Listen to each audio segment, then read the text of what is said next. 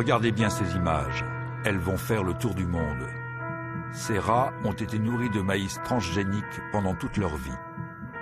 Les tumeurs qui les affectent sont énormes. L'étude qui a permis de révéler l'impact des OGM sur la santé de ces rats vient de se terminer. Elle a bénéficié de moyens techniques et financiers exceptionnels.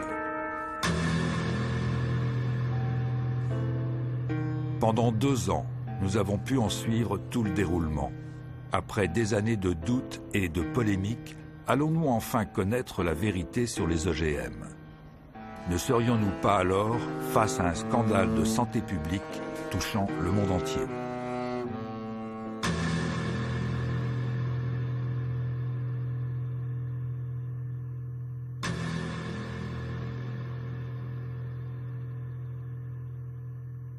C'est la plus longue et la plus détaillée des études à ce jour sur un OGM. Et aussi, nous avons fait une autre étude en même temps. C'est sur le principal pesticide du monde, le Roundup. C'est un herbicide, il fait partie de la principale catégorie des pesticides. Les causes de mortalité en noir correspondent aux animaux qui ont de la souffrance. Autrement dit, on sait qu'ils sont morts parce qu'ils avaient des tumeurs qui dépassaient 25% du poids du corps, parce qu'ils maigrissaient de plus de 25% ou qu'ils restaient prostrés dans leur cage ou qu'ils avaient des hémorragies graves, avec un phénomène qui est 3 à 4 fois plus important pour les rats qui mangent des OGM ou des OGM au Roundup pour certaines doses. C'est terrible de disposer d'études de ce genre et de laisser continuer à faire les choses comme on est en train de les faire. Ben oui. Ça, c'est le premier point. C'est quand même terrifiant. Donc, toute l'urgence qu'il y a à publier. Oui. Au printemps 2010, la Fondation Charles-Léopold Mayer nous avait parlé d'une étude en cours qui allait démontrer de manière scientifique, donc inattaquable, la toxicité des OGM. C'était une information extraordinaire qui permettrait de mettre fin, une fois pour toutes, à 15 ans de polémique. Impressionnés par les premiers résultats, nous acceptons de garder le secret, le temps que l'étude s'achève et qu'elle soit rendue publique. Pourtant, très vite, une question nous taraude. Des centaines de travaux ont déjà été publiés sur le sujet. Beaucoup concluent que les OGM sont aussi sûrs que leur contrepartie non-OGM. Comment peut-il exister des opinions si contradictoires sur un même sujet? Pour en savoir plus, nous décidons de nous rendre à l'université de Caen, là où tout a commencé. On a un vrai problème, tant pour les OGM que pour les pesticides, c'est que depuis 50 ans, toutes les études ont été faites par les industriels et que de plus, on n'a pas accès à ces analyses de sang facilement. J'y avais accès en tant qu'expert, travaillant pendant 9 ans, 3 mandats de 3 ans, pour le ministère de l'Agriculture et l'Environnement. Tout le monde était d'accord pour admettre qu'il y avait des effets statistiquement significatifs, mais qu'ils jugeaient, a priori, c'était leur conclusion, pas importants. Professeur en biologie moléculaire, Gilles-Éric Serralini a siégé entre 1998 et 2007 à la CGB, la commission du génie biomoléculaire chargée d'évaluer les OGM en France. Très vite, il s'insurge contre l'absence de discussion au sein de la commission et souhaite que la communauté scientifique puisse participer au débat. Mais il se heurte à la culture du secret, imposée tant par les industriels que par le gouvernement. Persuadé qu'il faut rétablir un minimum de transparence dans les processus d'évaluation, il fonde en 1998 le CRIGEN avec Corinne Lepage. Nous nous rendons compte que la commission du génie biomoléculaire, qui publiait régulièrement non seulement ses décisions mais ses procès-verbaux, ne publie plus ses procès-verbaux. Je saisis donc la commission d'accès aux documents administratifs pour demander la communication. La CADA me dit, vous avez entièrement raison, c'est un document communicable. Sauf ce qui est couvert par le secret industriel. Le secret industriel ne peut pas être opposé aux études qui concernent la santé et l'environnement. Bien.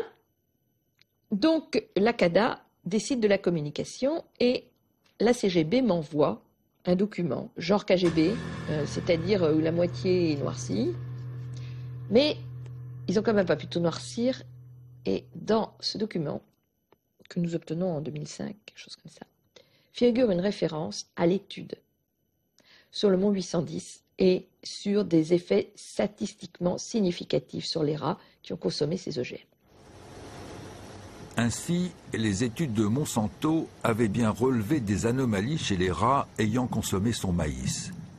Mais elles avaient été sciemment ignorées au prétexte qu'elles n'étaient pas toxicologiquement significatives. Eh bien, ça n'a pas d'effet pathologique parce que tout ceci repose sur deux idées qui sont admises par la communauté scientifique aujourd'hui, qui sont les suivants. Premièrement, pour que les résultats soient pathologiquement significatifs, il faut une évolution parallèle des mâles et des femelles. S'il n'y a pas cette évolution parallèle, ce n'est pas pris en compte. Or, pour nos rats et nos rates, sur le poids, par exemple, des animaux, les rates ont grossi, les rats ont maigri. Donc pas significatif. Alors moi je ne suis pas scientifique, je ne veux pas aller loin dans le débat sur ce point-là, mais quand même, en tant que monsieur, madame, tout le monde, sur des variations de perturbateurs endocriniens par exemple, évidemment il faut que les tumeurs du sein évoluent de la même manière chez les hommes et chez les femmes, même s'il existe de manière rarissime des tumeurs sur les seins des hommes, c'est quand même, comme aurait dit Audiard, il y a des poissons qui volent, mais ce n'est pas la loi du genre. Il est très grave d'avoir une sous-interprétation de ces effets, et j'ai peur que ça ne soit encore plus grave que ce que je dis, parce que Monsanto a admis que ces critères laxistes qui consistaient à dire bah non, c'est pas la même chose chez mâle et femelle, donc c'est pas grave, il l'avait appliqué depuis 50 ans pour les pesticides, les médicaments et d'autres produits industriels. Mais que savons-nous au juste sur les OGM? Pas grand-chose en fait. Nous raisonnons tous au son des prises de position, des catastrophes annoncées, restant sensibles aussi bien aux rapports officiels rassurants qu'aux images des faucheurs arrachant des pieds de maïs OGM. Qui croire alors? Une chose est sûre, un débat apaisé semble impossible entre partisans et opposants à cette technologie. Plusieurs affaires de santé récentes ont jeté un profond doute sur la probité des études officielles et du monde des experts. Quand pourrons-nous bénéficier d'une étude qui permettrait de mettre fin à nos incertitudes sur les OGM? C'est très exactement ce qu'ont entrepris depuis 2009 Gilles-Éric Serralini et son équipe, avec le soutien de la Fondation Charles-Léopold Mayer, du CRIGEN et du CERES. Donc l'idée est assez vite venue de faire soi-même les tests. Il était important de pouvoir contrôler ces protocoles pour avoir un nombre suffisant d'animaux, pour avoir un nombre suffisant de temps pour étudier les paramètres. Le problème, c'est que d'avoir 200 rats qui soient mis au laboratoire pendant 2 ans, d'avoir 6-8 personnes qui s'occupent de faire toutes les analyses, de prendre tous les prélèvements, de regarder toutes les tumeurs s'il y a lieu, c'est très cher. C'est de l'ordre du million d'euros ou de double. Et les industriels font ça en série, donc ils ont des laboratoires qui sont ad hoc pour eux. Faire ça par un laboratoire indépendant et agréé, c'est absolument exceptionnel. C'est la première fois que l'on fait des études sur 2 ans sur des OGM. Ça, c'est déjà la grande différence. En plus de ça, on a essayé justement d'évaluer le maximum de paramètres biochimiques et biologiques possibles, avec des prises de sang itératives, des prises de poids, des analyses d'urine. On étudie les paramètres hépatiques, les paramètres urinaires, les paramètres sanguins, tous ceux qu'on peut étudier, les paramètres hormonaux qui n'ont jamais été étudiés non plus dans les précédentes études. Donc c'est vraiment une première mondiale. Jusqu'ici, le maïs NK603, l'OGM retenu pour cette étude, n'avait été testé que pendant 3 mois, sous le seul contrôle de son fabricant, Monsanto. Quant au Roundup, également produit par la multinationale et utilisé pour la culture du maïs, seul son principe actif, le glyphosate, avait été évalué et non sa formule complète.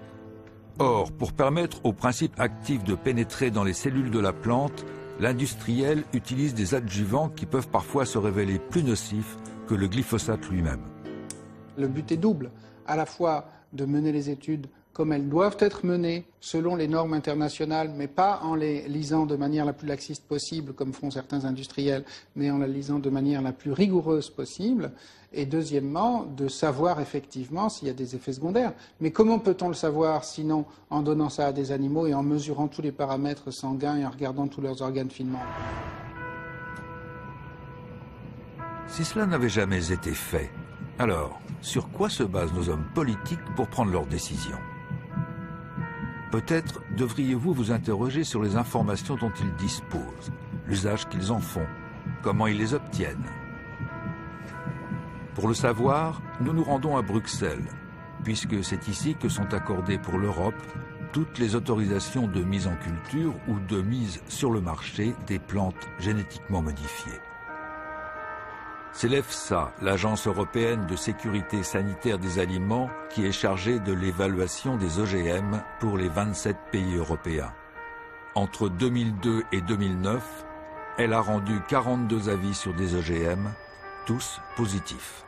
C'est celui qui va commercialiser le produit, qui doit apporter la preuve de son innocuité et qui doit fournir les données. C'est lui qui supporte la charge financière de produire les études et les données, et ce n'est pas le contribuable, donc la ressource budgétaire publique qui le fait.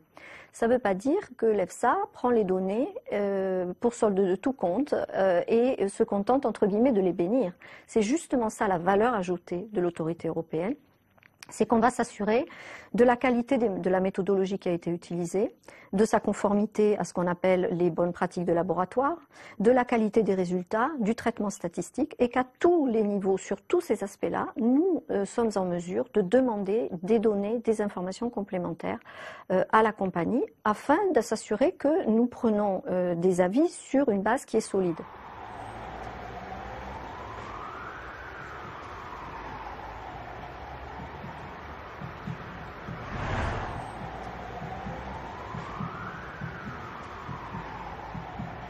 Les OGM sont soumis à des tests de sécurité extrêmement sévères, qui ont été mis en place par les États membres et les institutions de la communauté européenne depuis de nombreuses années.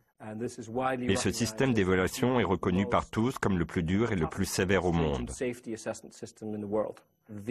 La Commission et l'Agence européenne de sécurité des aliments ont dit que les produits alimentaires OGM, ceux qu'ils ont évalués et approuvés, étaient aussi sûrs, voire plus sûrs, que les produits conventionnels.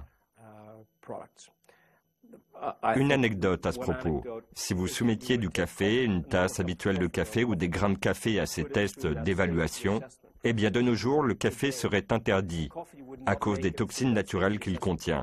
Ça ne veut pas dire que le café soit mauvais pour nous, mais il contient des toxines naturelles. Plus important encore, depuis environ 15-16 ans, on consomme dans le monde entier et aussi en Europe des produits génétiquement modifiés. Et à ce jour, nous n'avons eu à déplorer aucune intoxication, aucune mort, ni quoi que ce soit de cet ordre. Si vous demandez aujourd'hui au public, n'importe qui, si lui-même ou dans ses proches, autrement dit dans ceux qu'il aime, il y a eu un cancer, une maladie nerveuse, une maladie immunitaire, une allergie, une maladie de la reproduction, une maladie hormonale, tout le monde lève la main dans les salles. Ces maladies ne sont pas expliquées par la médecine courante, par une recrudescence de nouveaux virus ou bactéries, ne sont pas expliquées par la génétique, parce que ça a explosé en 50 ans, y compris la descente de la quantité et de la qualité du sperme dans l'espèce humaine, et en 50 ans, la génétique humaine n'a pas franchement changé. Et donc, il reste les problèmes environnementaux, la consommation, la qualité de l'air, de l'aliment, de l'eau. Seulement, ça se perd dans la masse, parce que quel médecin pourra vous dire « vous avez un cancer de la prostate, monsieur, vous avez un cancer du sein, madame, voilà, il est dû à tel et tel facteur ». Donc, on a une espèce de coussin toxique, d'incertitude qui règne sur l'ensemble. Et moi, je dis que l'évaluation de ces produits, dont les OGM, encore une fois, ne sont qu'un dernier symbole, est mensongère parce qu'elle a été organisée de cette manière problématique, et parce que ce sont les entreprises qui font les tests, et parce qu'ils sont sous-interprétés systématiquement, parce qu'il n'y a pas de transparence dans cette façon de faire-là. Sans doute serait-il utile à ce stade de savoir à quoi servent les OGM. C'est le plus souvent une plante qui a été conçue soit pour produire son propre insecticide, soit pour être tolérante à un herbicide qu'elle pourra recevoir à dose massive sans mourir. On comprend bien l'intérêt pour l'agriculteur. Il pourra par exemple épandre du Roundup sur son champ, toutes les mauvaises herbes disparaîtront, seul restera l'OGM cultivé. On comprend moins l'intérêt pour le consommateur qui risque lui d'avaler un produit devenu une véritable éponge à pesticides. D'où l'importance de pouvoir évaluer l'OGM lui-même, l'OGM et les résidus qu'il contient, et le pesticide seul. Mais avant d'y parvenir, Gilles-Éric Seralini s'est heurté à une première difficulté, réunir assez de fonds pour mener sa recherche et se procurer les semences. Nous avons passé plus d'une année à obtenir des maïs transgéniques, car aucun producteur d'OGM ne voulait facilement les donner, étant donné que Monsanto fait signer des accords pour que ces semences ne servent pas à la recherche, ou alors qu'il faut un accord avec eux pour le faire. Et nous voulions que l'étude soit indépendante. Évidemment, la société Monsanto ne veut pas donner ses semences certifiées sans savoir le protocole que vous allez suivre. On savait très bien qu'on nous mettrait toutes sortes de bâtons dans les roues pour ne pas le faire. J'avais demandé une partie de cet argent à une commission publique qui offrait des crédits pour faire cela. Et j'avais commencé à décrire le protocole. Qui c'est la commission scientifique qui décidait de faire ces tests ou pas? C'était ceux qui avaient contribué à autoriser le maïs. C'est ceux qui avaient dit au gouvernement, pas de problème. Évidemment que ces gens-là, ils ne voulaient pas qu'on découvre ce qu'ils avaient fait. Donc ils ont mis tous les bâtons dans les roues pour que ça ne soit pas fait. Donc passer par le gouvernement pour avoir les semences certifiées, on a essayé, mais sans succès pour ces raisons. Passer par la compagnie, c'est des produits privés, brevetés, vous n'avez pas le droit de faire des protocoles recherche sans avoir une collaboration avec nous. Je leur ai dit que j'étais ouvert à tester ça de manière indépendante, avec un comité contradictoire, etc. Mais non. Alors, il a fallu s'adresser d'ailleurs à une source qui demande encore la confidentialité, mais c'est un lycée agricole au Canada, les gens pourront essayer de tous les faire pour savoir, qui a consenti à nous en cultiver d'une manière extrêmement précise, parce qu'on voulait que les champs soient assez proches mais ne se contaminent pas, on voulait que les semences soient certifiées, on voulait qu'il y ait des champs qui soient traités normalement au Roundup, d'autres qui soient traités sans Roundup, on voulait que les céréales soient séchées correctement pour être sûr de ne pas avoir de champignons ou autres qui se développent dans un lot et pas dans l'autre, donc des choses extrêmement contrôlées. Comment se fait-il qu'il soit si difficile de réunir de l'argent public pour conduire une recherche intéressant la santé de tous? Comment se fait-il que les chercheurs aient autant de mal à avoir accès aux données des industriels et même aux produits à analyser? La réponse vient de l'industrie elle-même, qui, à travers ses experts, ses lobbies et sous couvert du secret industriel, influence en permanence le monde politique et ceux qui fixent la réglementation. Retour à Bruxelles où, comme chaque année, EuropaBio organise son congrès. Je suis très heureux d'être ici avec vous pour explorer la façon dont les industries européennes de biotechnologie peuvent contribuer à une innovation responsable qui bénéficie à la société. Dans la salle, industriels, lobbyistes, chercheurs sont réunis. L'invité vedette du jour est John Dalli, le commissaire européen en charge du dossier des OGM. Ne soyez pas surpris, à Bruxelles, c'est l'usage. Les industriels sont invités à participer à l'élaboration même des règles qui encadrent leurs activités. Du point de vue du régulateur, je suis d'accord pour dire que les efforts de l'industrie doivent être soutenus par une réglementation stable et un cadre juridique satisfaisant pour les opérateurs. Les services de la Commission rencontrent régulièrement vos entreprises pour voir où la législation ne fonctionne pas comme voulu et pour identifier les points qui pourraient être améliorés. Concernant les tests, comme je l'ai dit, nous avons des règles très sévères en Europe. L'étude à 90 jours n'est même pas une obligation. C'est quelque chose que les compagnies de biotechnologie font volontairement. Il n'y a aucune raison d'augmenter cette durée, parce que des scientifiques indépendants de grandes universités à travers la France, l'Allemagne et le Royaume-Uni ont dit qu'il n'y avait aucune raison de le faire. Donc l'approche d'évaluation des risques sur les organismes génétiquement modifiés est un peu différente de celle de l'évaluation d'un produit chimique seul. Elle consiste en première approche à demander à ce qu'on fasse une comparaison entre la plante modifiée et ce qu'on appelle un comparateur, c'est-à-dire une plante de référence qui est une plante traditionnelle, cultivée conventionnellement. Et de voir les différences en particulier, pour prendre un exemple, les différences de composition. Et de voir si, par exemple, il va y avoir un composant qui est en plus grande quantité dans cet OGM que dans la plante conventionnelle. Et à partir de là, de dérouler tout un raisonnement scientifique qui peut conduire, le cas échéant, l'EFSA ne l'a jamais exclu, et d'ailleurs nous l'avons demandé dans certains cas, qui peut conduire à demander une étude de toxicologie, une ou des études toxicologiques sur des animaux. Ce principe fait que si l'on ne voit pas de différence majeure dans la composition des deux plantes, mis à part bien sûr la protéine fabriquée par le gène inséré, on déclare ces plantes substantiellement équivalentes. Et l'hypothèse est que si elles sont substantiellement équivalentes, leurs effets sur la santé le seront également. Or, on sait très bien que de très faibles différences dans la composition d'un produit peuvent avoir des impacts majeurs. Ce principe, adopté sous la pression des industriels, a été repris par toutes les agences sanitaires à travers le monde. Un maïs restant toujours un maïs, c'est le moyen le plus simple qu'ont trouvé de nombreux industriels pour éviter d'avoir à faire des tests longs, coûteux et dont ils ne sont jamais sûrs de maîtriser totalement les résultats.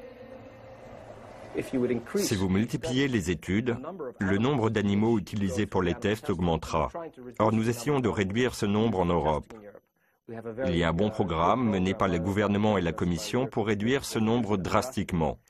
Le nombre d'animaux pourrait être quadruplé sans qu'on en tire aucun bénéfice, ni pour le consommateur, ni pour la sécurité sanitaire.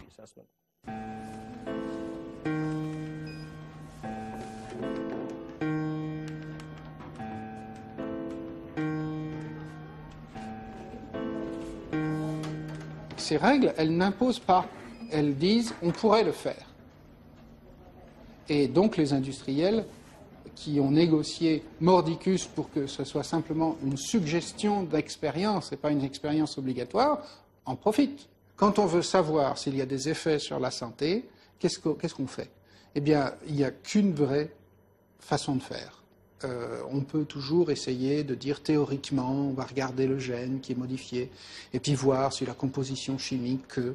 Mais tout ça, c'est, comment dire, du pis-aller. C'est-à-dire que la vraie chose, c'est de regarder les analyses de sang des humains, si on peut, sinon des animaux qui en mangent pendant longtemps, et qui mangent essentiellement ça, par rapport à des contrôles qui mangent un régime très voisin au niveau de la composition chimique, voire identique, mais qui n'est pas à base d'OGM.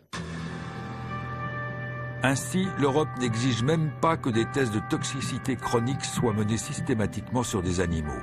Et quand elle le demande, ce sont les industriels qui décident eux-mêmes du protocole à utiliser. La pomme de terre Amflora, par exemple, n'a été testée que sur un groupe de 30 rats, dont 10 seulement consommaient l'OGM. Les maïs de Monsanto ont été testés sur 400 rats. 80 étaient nourris avec la plante transgénique, mais seuls 40 ont été analysés au niveau de leur sang. Dans tous les cas, aucune de ces études n'a dépassé 90 jours. Alors, ce que vous remarquez sur ce résultat, c'est que on a des groupes de rats, des mâles et des femelles, qui mangent des OGM au Roundup ou du Roundup. Chaque fois qu'on monte une marche d'escalier, c'est un rat qui meurt. Et vous voyez, la limite est à 10, puisqu'on a 10 rats par groupe.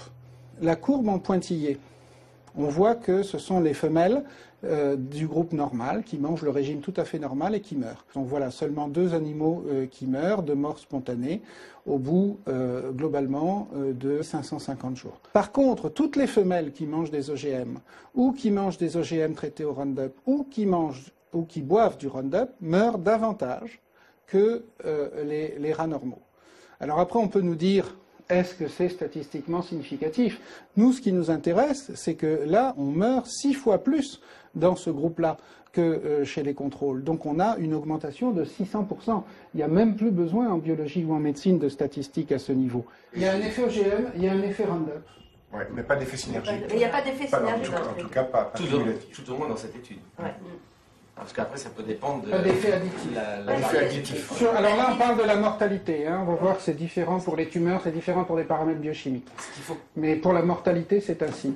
Vous voyez que là, par exemple, on meurt avec des OGM à une certaine dose. Là aussi, ça n'est pas non plus en fonction de la dose la plus forte. C'est une dose équilibrée dans le régime. Donc c'est pas un effet qui est réellement comme du cyanure proportionnel à la dose. C'est un effet qui, étant donné qu'il est différent chez les mâles et les femelles, et passe sans doute par les hormones. Un point important à soulever quand même pour la compréhension, c'est que vous savez que toutes les études faites sur des rats sont des études faites sur 3 mois, et comme par hasard, là on ne voit aucun trouble apparaître avant 3 mois, les premiers troubles apparaissent au 4e mois. Ça c'est fondamental. Ça veut dire que des études sur 3 mois ne servent à rien, exactement, si ce n'est à donner de bonne conscience, et à faire avaler des produits potentiellement toxiques. Ce qu'écrit l'EFSA exactement, c'est que 80%, 75 à 80% des effets qu'on voit à 6 mois ou 2 ans, rétrospectivement, on peut en trouver les premiers signes à 3 mois. Les industriels se servent de cet argument pour dire « faisons bien les tests à court terme à 3 mois et ça suffira ». Sauf que, primo, ils ne font pas bien les tests à 3 mois et souvent ça manque. Et secondo, quand justement on voit des signes, ils devraient prolonger ces tests.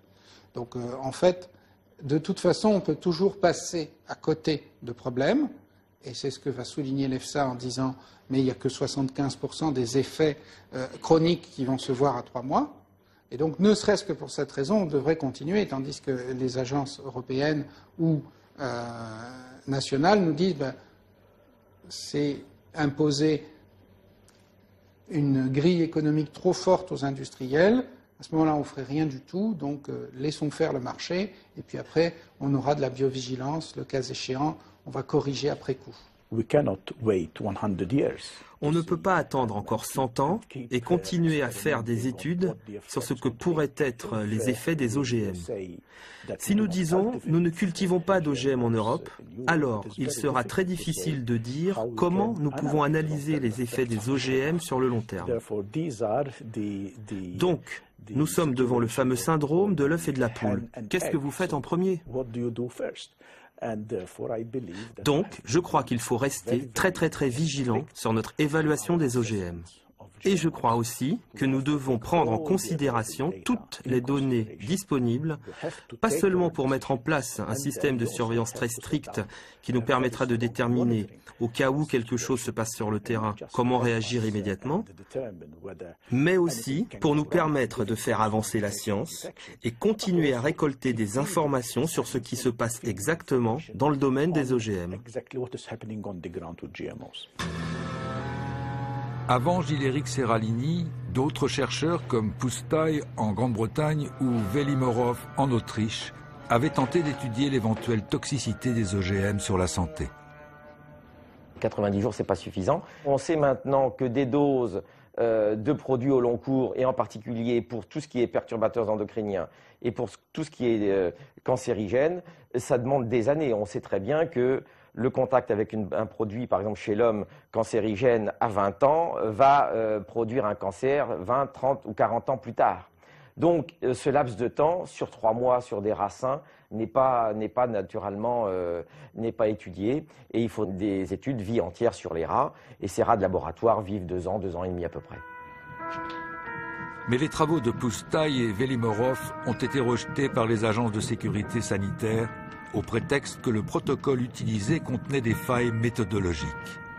Pour se prémunir contre de telles réactions, l'équipe du professeur Seralini s'entoure de toutes les précautions afin d'éviter qu'un biais ne vienne fausser ses résultats. Dans ce laboratoire, tout est contrôlé. La température, la luminosité, l'équilibre du régime alimentaire des rats. La présence d'une caméra est exceptionnelle. Pour éviter toute contamination venant de l'extérieur, nous avons d'abord dû passer à travers un sas de décontamination et enfiler la même blouse stérile que les laborantins. Nous avons collé au plus près des normes internationales existantes et non seulement nous y avons collé, mais nous les avons dépassées pour être sûr de ne pas être critiquables à ce niveau. Alors ces protocoles consistent à prendre par exemple dans notre cas 200 rats, à les prendre homogènes, vérifier au niveau génétique, au niveau bactérien, au niveau viral, les répartir dans des cages et les pucer, c'est-à-dire avoir des puces électroniques qui les identifient, de manière à ce que le personnel lui-même ne sache pas ni quel est le traitement, ni quel est le rat exactement dans quel groupe de traitement il est. C'est une étude menée en double aveugle, c'est-à-dire que personne dans le personnel ne sait à la fois quels sont les rats, avec quoi ils sont nourris. Quand on teste des médicaments pour l'homme, ces études sont faites aussi en double aveugle, pour qu'il n'y ait aucune possibilité de manipulation, entre guillemets, en cours d'étude. Le laboratoire où se déroule l'expérience ne dépend pas de l'université de Caen. C'est un laboratoire agréé, spécialisé dans ce type d'études pour l'industrie chimique ou pharmaceutique. Ses clients peuvent donc parfaitement être ces mêmes compagnies qui produisent les OGM. Paranoïa ou prudence indispensable, le lieu sera tenu secret durant toute la durée de l'étude, afin d'éviter que des pressions, voire des menaces, ne soient exercées. Il y avait déjà eu des études, mais ce sont des études, par exemple, de nutrition sur gros mammifères, par exemple sur vaches, mais 2 ans de la vie d'une vache ou d'une chèvre, c'est seulement quelques mois de la vie d'un rat. Hein. Donc il faut parler d'études non pas de 2 ans, mais d'études vie entière. Et là, on va voir que c'est aussi long que la vie des animaux. Et quand on a des études de vie entière, il s'agit non pas simplement de mesurer la carcasse, le poids des animaux, comment ils survivent, mais il s'agit de mesurer tous les paramètres sanguins et tous les paramètres qui sont au niveau des organes. Et donc là, c'est la plus longue et la plus détaillée des études. Nous avons testé pour la première fois au monde, c'est l'OGM seul, l'OGM avec du Roundup et le Roundup dans sa formulation, c'est-à-dire tel que ça n'avait jamais été testé, tel que les agriculteurs l'utilisent ou tel qu'il peut rentrer dans les aliments.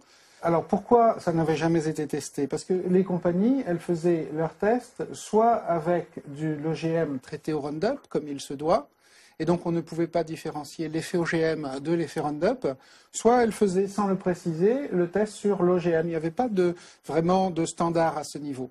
Donc ce que nous avons décidé de faire, c'est enfin tordre le cou à la question, est-ce dû à l'OGM ou est-ce dû aux pesticides?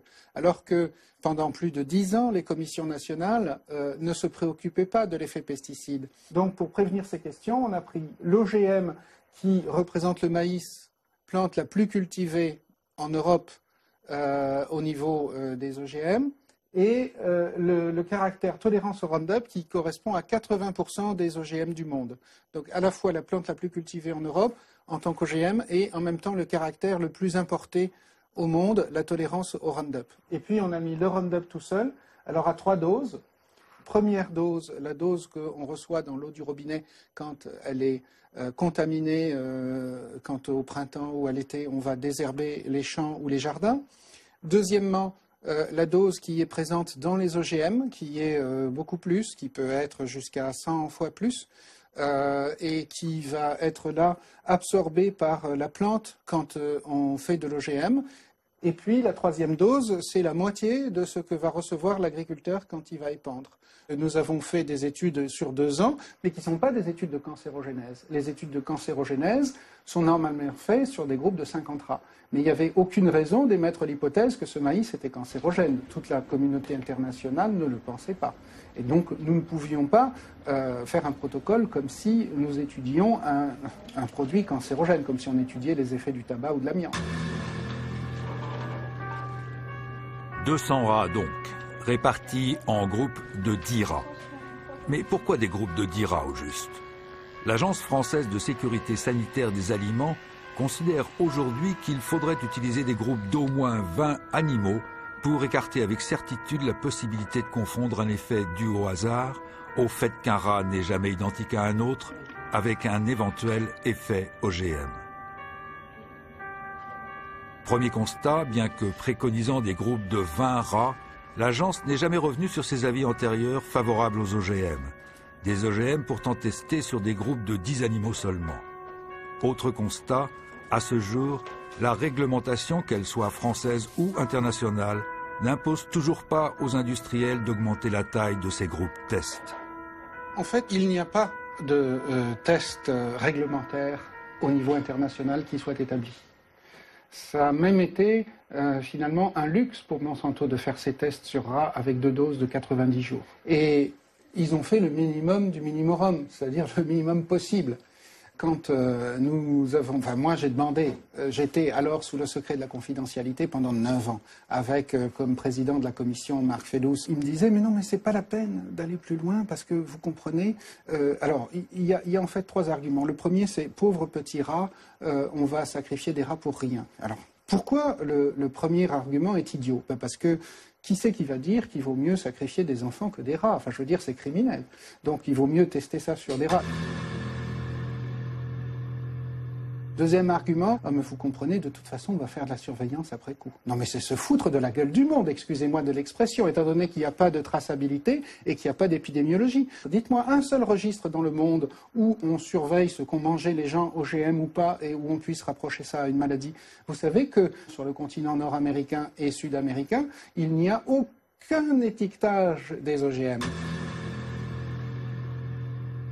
Troisième argument, c'est de dire on n'est pas exposé à tout cela vie entière. Or, ça fait maintenant 15 ans que chacun mange des OGM tolérants au Roundup. À la demande des opposants, à la demande du public, il y a eu un très grand nombre d'analyses de toxicologie. Un très grand nombre. Le professeur Fellous fait partie de ces experts qui, après avoir eu à évaluer les OGM, en encouragent aujourd'hui l'usage.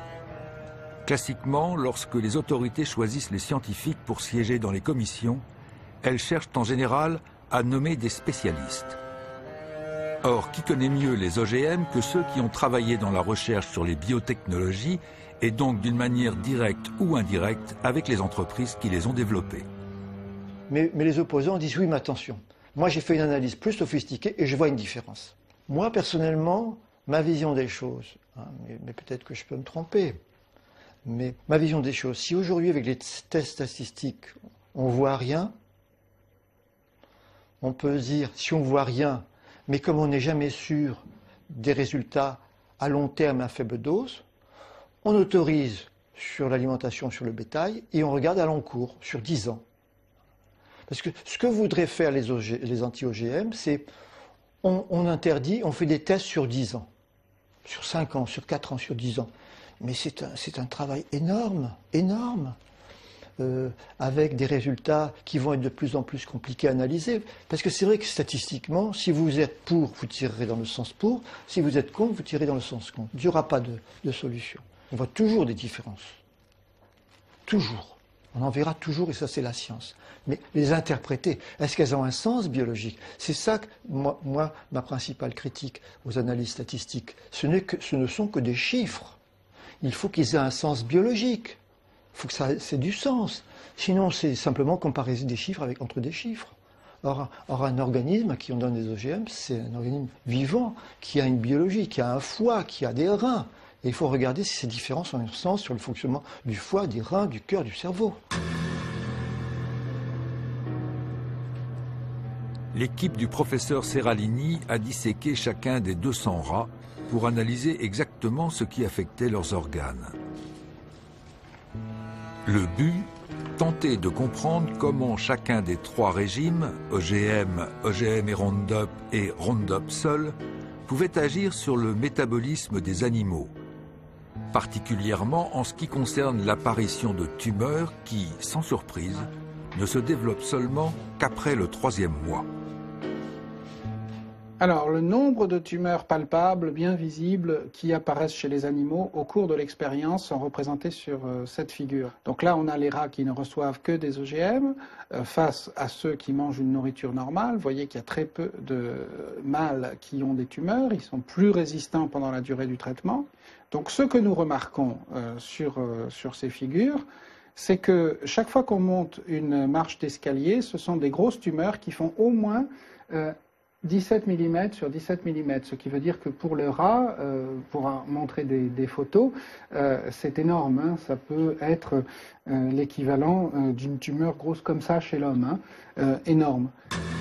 il se trouve qu'on a identifié chacune de ces tumeurs, et 94% des tumeurs sont des tumeurs dites mammaires, c'est-à-dire ce qui correspondrait à des tumeurs du sein chez la femelle. Donc là, il y a des tumeurs du rein chez les mâles, mais il y a aussi des tumeurs mammaires, ce qui est assez exceptionnel chez les mâles. Ça laisse soupçonner un effet hormonal. Et d'ailleurs, qui n'est pas dose dépendant. Le cancer, 60% des cancers du sein, en fait, dépendent de perturbations hormonales. Donc, en règle générale, les rats sont plus malades et il y a plus de problèmes au niveau hépatodigestif pour les mâles et des inflammations rénales en nombre, plus graves chez les rats traités aux OGM ou traités au Roundup ou aux OGM et Roundup.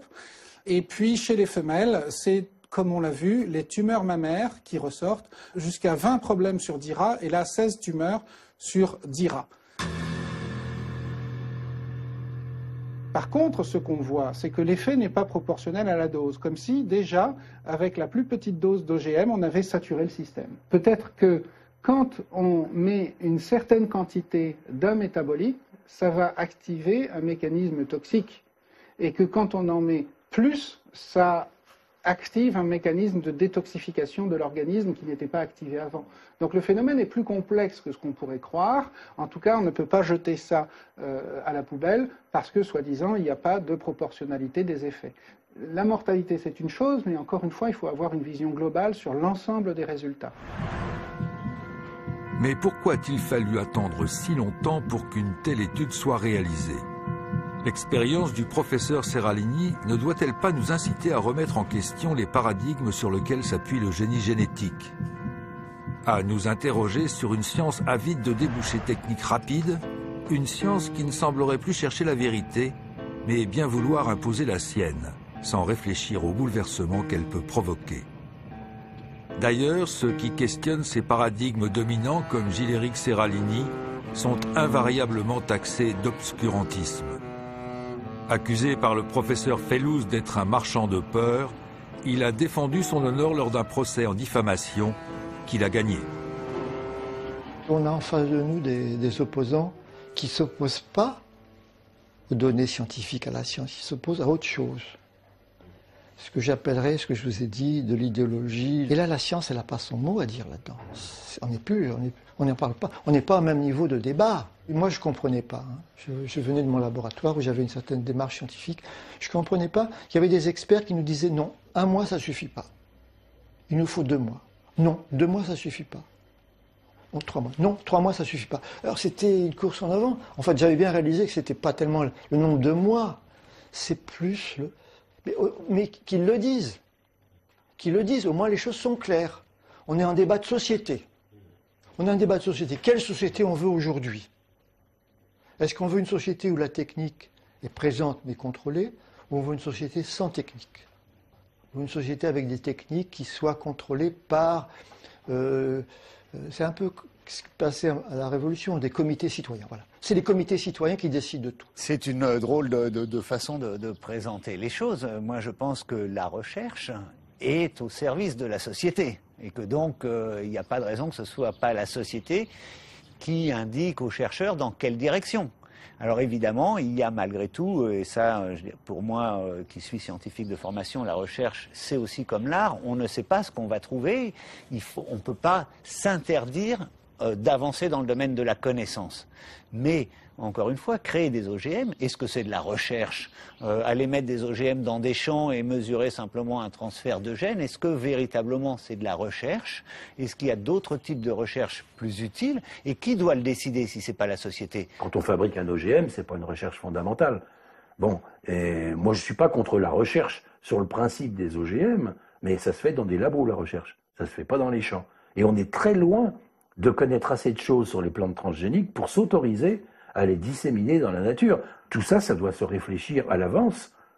Et quand on voit que la plante elle-même, la plante transgénique, n'a pas d'intérêt pour les populations, pourquoi courir un risque pareil? Les pro-OGM présentent les biotechnologies comme un prolongement des techniques classiques d'amélioration des plantes. À les entendre, ils ne feraient rien d'autre que ce qu'ont fait avant eux les paysans. Cette technologie serait juste un moyen plus efficace et plus rapide d'obtenir le même résultat. De surcroît, elle permettrait de résoudre le problème de la faim dans le monde en apportant aux paysans des semences mieux adaptées au climat ou permettant d'obtenir de meilleurs rendements. Sauf que ce ne sont que de belles promesses qui n'ont toujours pas d'existence réelle dans les champs. 80% des OGM cultivés à travers le monde ne servent en effet qu'à produire ou tolérer un pesticide. Les semenciers, jusqu'à il y a une vingtaine ou une trentaine d'années, se contentaient, entre guillemets, je caricature un peu, d'accélérer des processus qui auraient pu se passer naturellement en effectivement faisant des croisements et en sélectionnant les meilleurs résultats. Maintenant, on en est arrivé à faire du mécano de gènes, en prenant un gène par-ci par-là et en construisant en quelque sorte ces nouveaux organismes. C'est pour moi radicalement nouveau parce qu'on casse d'une certaine façon la barrière d'espèce. Mais c'est pas seulement la barrière d'espèce, c'est de bricoler directement à l'intérieur du génome sans avoir idée des conséquences. Les Antilles aiment bien utiliser les ressorts de la pensée magique et ils vont vous dire on a transféré un gène de scorpion dans un soja, dans un maïs. C'est scandaleux, c'est horrible quoi, d'avoir fait une chose pareille. Alors qu'en fait, qu'est-ce qu'on a été prendre sur le plan biologique? C'est qu'on a été prendre une information simplement chez tel ou tel organisme pour transférer cette information dans une plante, information qu'elle n'avait pas. On sait maintenant que tout ça ne tient pas la route du tout. Ça, on a maintenant les preuves expérimentales. Je veux dire, un gène ne donne pas une protéine, qui n'a pas qu'une fonction, qui n'a même pas qu'une forme. Toute l'information n'est pas transmise par l'ADN. Il ne reste absolument rien des bases. Et normalement, on se dit, si on était dans de la science, quand vous n'avez plus rien des bases, le reste tombe. Et on reprend les choses à zéro, et on se remet à réfléchir. Le problème clé qui est caché aux populations, c'est qu'en fait, la science n'est pas compétente dans la plupart des technologies qu'elle impose et qu'elle dissémine à toute vitesse avant d'avoir fait le tour du problème, le tour scientifique du problème. Donc il y a plein de choses qu'on ne sait pas en génétique. C'est pas parce qu'on a fait l'analyse de l'ADN de telle bête, de telle plante qu'on a compris. On comprend à peu près rien. On constate. Et on constate certaines choses, mais il s'en ajoute d'autres. Donc un peu de modestie. Et il faudrait quand même, dans cette humilité, reconnaître qu'il est trop tôt pour balancer des produits tels que les plantes transgéniques dans la nature, parce qu'on ne sait pas bien. L'étude du professeur Seralini nous réserve une dernière surprise. Et celle-là est de taille. Alors que l'on pouvait soupçonner que la surmortalité des rats serait principalement due aux pesticides associés au maïs, il semblerait que l'étude ait mis en évidence pour la première fois au monde un effet dû à la transgénèse elle-même. C'est-à-dire que le seul fait d'intervenir sur le génome de la plante pour le modifier pourrait avoir des conséquences que personne jusque-là n'avait prévues. De quoi remettre en cause toutes les conceptions scientifiques ayant conduit à l'invention des OGM. On n'avait jamais testé le Roundup lui-même pendant 2 ans. Ceci dit, le Roundup dans nos études cellulaires montrait que les cellules de foie, d'embryon, de rein, de placenta, de cordon ombilical mouraient beaucoup plus vite. Donc on pouvait penser que ça donnait une toxicité sur l'organisme. Donc effectivement, je m'attendais à ce qu'il y ait cette surmortalité. Par contre, je ne pensais pas que l'OGM en lui-même avait un effet toxique. Je ne le comprenais pas, cet effet-là, et je ne le comprends toujours pas bien, donc je n'avais pas cette hypothèse. Cependant, je voulais pouvoir différencier l'effet OGM de l'effet OGM et Roundup. Donc là, on peut dire que globalement, on a cette surmortalité OGM et Roundup. Mais ma plus grande surprise, ça a été de constater cette surmortalité pour l'OGM tout seul, sans Roundup. C'est-à-dire que les OGM faisaient mourir plus vite et plus fort les femelles, et même certains mâles que le régime contrôle. Et donc, il y a là un effet qui peut être dû soit au gène de l'OGM qui s'est mal inséré dans la plante et qui a perturbé le reste, soit un effet métabolique secondaire. Chaque gène agit dans au moins une 50aine d'effets. Donc on n'a pas une relation univoque, on est dans un monde complexe et chaotique où un battement d'aile de papillon peut créer une tornade derrière de l'autre côté de la planète ou de l'autre côté de l'organisme. Et donc le système est un système dit complexe, tout simplement parce qu'il n'y a pas de relation entre un gène et son effet. Ça veut dire qu'une modification d'une céréale ou d'un maïs OGM, en fonction des gènes insérés pour le transformer en OGM, peut avoir des résultats différents. C'est-à-dire que ce n'est pas parce que cet OGM-là à cet effet-là que tous en auront, et il y en a peut-être qui en ont bien plus d'effets. Ce qui est ça, c'est quand même marquant, c'est que c'est 7 OGM que mangent les Américains, et 7 OGM que nous importons et que les agences européennes, y compris françaises, ont autorisé à l'importation et à la contamination de l'alimentation. Aujourd'hui, seuls 2 OGM, un maïs et une pomme de terre, sont cultivés dans quelques pays européens. Ce qui n'empêche pas 27 millions de tonnes de soja transgénique d'entrer chaque année dans les ports européens. Ce soja sert à nourrir nos animaux de boucherie, mais il entre aussi dans la composition de nombreux produits alimentaires. Nous, ce que nous voulons avec cette étude, c'est que, il y ait un moratoire parce que c'est assez grave pour dire, écoutez, on ne va pas manger ça sans le savoir. Et le problème, c'est qu'on a importé tout et n'importe quoi, ou qu'on a cultivé tout et n'importe quoi aux États-Unis.